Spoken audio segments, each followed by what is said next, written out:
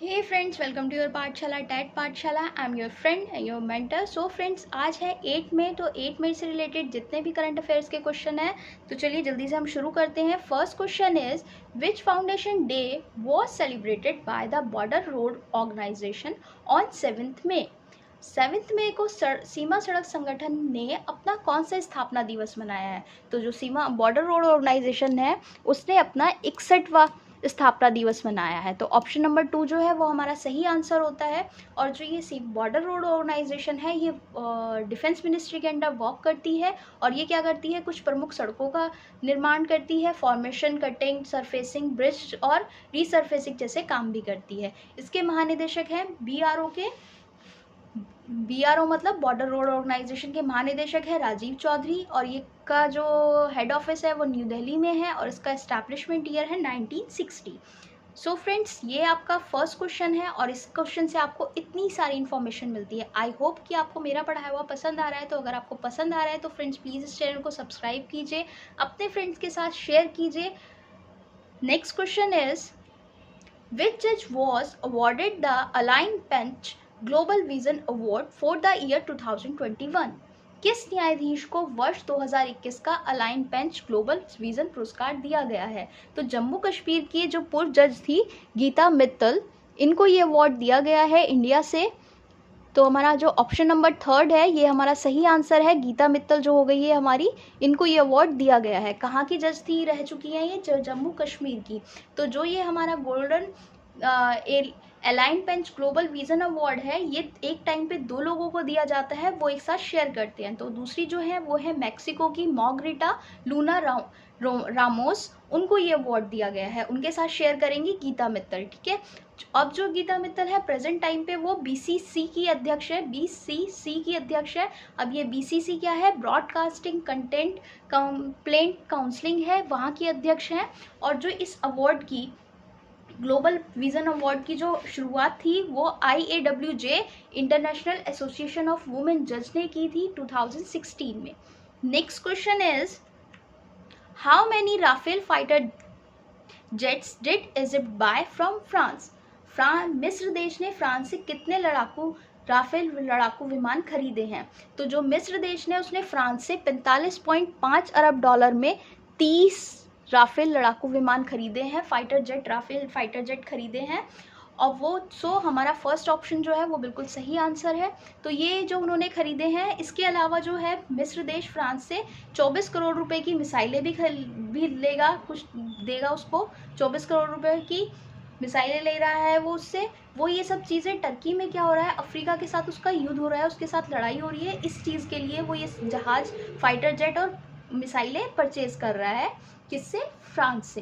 France ने इसके अलावा 11 राफेल फाइटर ग्रीस को दिए हैं, भारत को 36 और कतर को 72 फाइटर जेट दिए थे इससे पहले।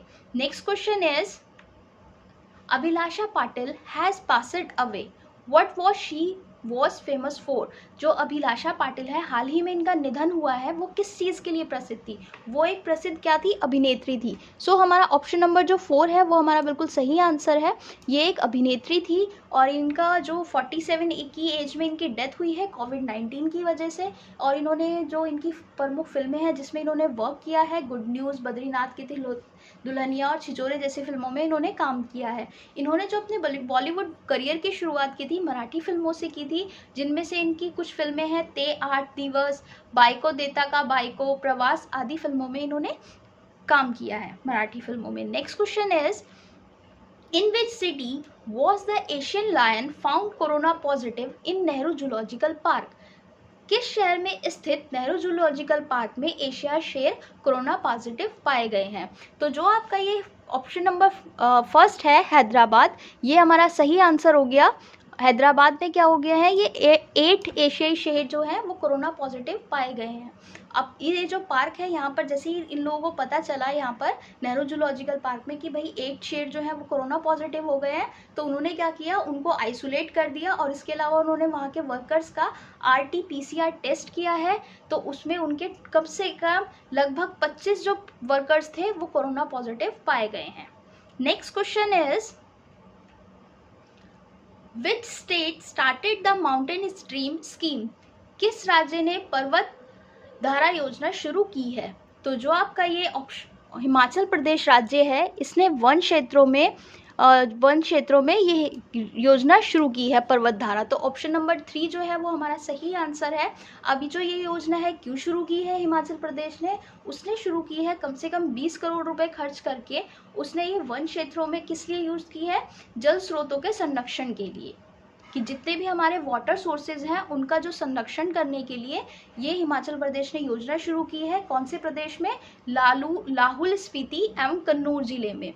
अब जो प्रेजेंट टाइम पे हिमाचल प्रदेश के गवर्नर कौन है? बंदरू दत्तात्रेय, और सीएम वहाँ के जयराम ठाकुर हैं, और वहाँ की जो कैपिटल है शिमला और धर्मशाला है। Next question is, who is the author of the launch book the bench?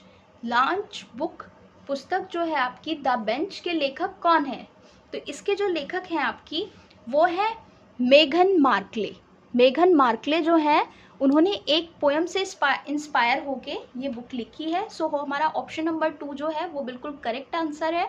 एक पोएम से इंस्पायर होके उन्होंने ये बुक लिखी है मेघन मार्कले ने, प्रिंस हैरी के लिए। उनका जो अभी उनका फर्स्ट फादर डे था उसमें उनके इस मूवमेंट को उन्होंने यादगार बनाने के लिए उनके बेटे की तरफ से ये बुक पब्लिश की है। और ये बुक जो है एक कविता के रूप में स्टार्ट होती है। ये बुक जो स्टार्ट हो रही है वो एक कविता के रूप में, पोएम के रूप में स्टार्ट हो रही है, जो कि वाटर कलर इंस्टलेशन वाली एक बुक है। इंस्टलेशन वाली एक बुक है वाटर कलर।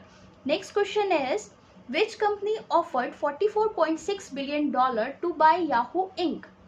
किस कंपनी ने याहू इंक को खरीदने के लिए $44.6 बिलियन का ऑफर दिया है? तो जो हमारी ये माइक्रोसॉफ्ट कंपनी ने है उसने याहू इंक को खरीदने के लिए $44.6 बिलियन का ऑफर दिया है। सो ऑप्शन नंबर 3 जो है वो हमारा बिल्कुल करेक्ट आंसर है। तो इंडियन करेंसी में ये कितने पैसे होते हैं? 3.3 लाख करोड़ रुपीज़ होते हैं, जिसको किसने दिया है? माइक्रोसॉफ्ट कंपनी ने याहू इंक को। तो ये अब इस चीज़ से याहू इंक को एक बेनिफिट हुआ है कि जैसे ही ये खबर मार्केट में आई उसके जो क्या हुआ, एकदम से उसके जो शेयर थे उसके 48% इंक्रीज हो गए एकदम उसके रेट। और इस डील के लिए उसने माइक्रोसॉफ्ट कंपनी ने याहू इंक को इस डील के लिए एक शेयर के लिए कम से कम उसको $31 उसको ऑफर किया है नगद, ठीक है। और याहू के पास आपको पता है हर महीने करीब 50 करोड़ समाचार, फाइनेंस और स्पोर्ट्स के लिए आते हैं। याहू के पास जो लोग आते हैं हर महीने कम से कम 50 करोड़ रुपए आते हैं। और साथ में याहू के पास कंज्यूमर ईमेल सर्विसेज की भी सुविधा है। Next question is, who announce the postponed of the 14th session of IPL? किसने IPL के 14वें सीजन को स्थगित करने की घोषणा की है? जो BCCI है उसने क्या किया है, जो ये हमारा अभी हाल ही में क्या हो रहा था, ये जो IPL हो रहा था इसमें क्या हुआ, उनके कुछ खिलाड़ी थे वो कोरोना पॉजिटिव हो गए, जिसकी वजह से BCCI ने, हमारा फर्स्ट जो ऑप्शन है वो बिल्कुल सही आंसर है। BCCI ने इसको क्या किया, पोस्टपोन कर दिया अनसर्टेन टाइम के लिए। इसके जो कौन है अध्यक्ष जो है सौरभ गांगुली ने पहले क्या किया, उन्होंने अपने जो उनकी टीम, जो उनके सब मेंबर्स थे और जो अध्यक्ष थे उनके सामने एक प्रपोजल रखा कि जो हम ये 6 शहरों में करा रहे हैं IPL, उसकी जगह हम 2 शहरों में करा लेते हैं। बट जो बाकी के जो रिमेनिंग जितने भी अध्यक्ष थे वो इस चीज़ के लिए रेडी नहीं हुए। उसको अनसर्टेन टाइम के लिए इसको पोस्टपोन कर दिया है IPL के लिए। तो IPL BCCI का मुख्यालय कहाँ है? मुंबई में है, और इसके इस्टेब्लिशमेंट ईयर है 1928, और इसके प्रेजेंट टाइम पे वाइस प्रेसिडेंट है राजीव शुक्ला। फ्रेंड्स अब हम आ गए हैं अपने लास्ट क्वेश्चन की तरफ। फ्रेंड्स लास्ट क्वेश्चन बताने से पहले मैं आपको एक चीज़ बताना चाहूँगी कि फ्रेंड्स अगर आपको मेरा पढ़ाया हुआ समझ में आ रहा है या आपको इसमें कुछ चेंजेस चाहिए तो आप मुझे कमेंट बॉक्स में लिख के बता सकते हैं कि आपको इसमें क्या चेंजेस चाहिए, आपको क्या चेंज करना है। तो ये सब चीज़ें आप मुझे बता सकते हैं। क्वेश्चन इज आपका, THDC इंडिया लिमिटेड के अध्यक्ष एवं प्रबंधक निदेशक पद पर किसे नियुक्त किया गया है? Who was appointed as the chairman and managing director of THDC India Limited? जो हमारे विजय गोखले हैं, विजय गोखले को हमने THDC इंडिया लिमिटेड के अध्यक्ष एवं प्रबंधक निदेशक पद पर इन्हें नियुक्त किया गया है। हमारा फर्स्ट ऑप्शन जो है वो हमारा बिल्कुल सही आंसर है। अब जो विजय गोखले हैं वो क्या किया था, उन्होंने इस कंपनी को 1990 में ज्वाइन किया था एसपीओ के पद में, एज अ एसपीओ ज्वाइन किया था। और उनके पास अब क्या हो गया, उन्होंने 1990 में, तो अब उनके पास 35 ईयर्स का क्या है, उनके पास एक्सपीरियंस भी है ह्यूमन रिसोर्सेज मैनेजमेंट का। सो फ्रेंड्स, आई होप आपको आज का सेशन पसंद आया हो।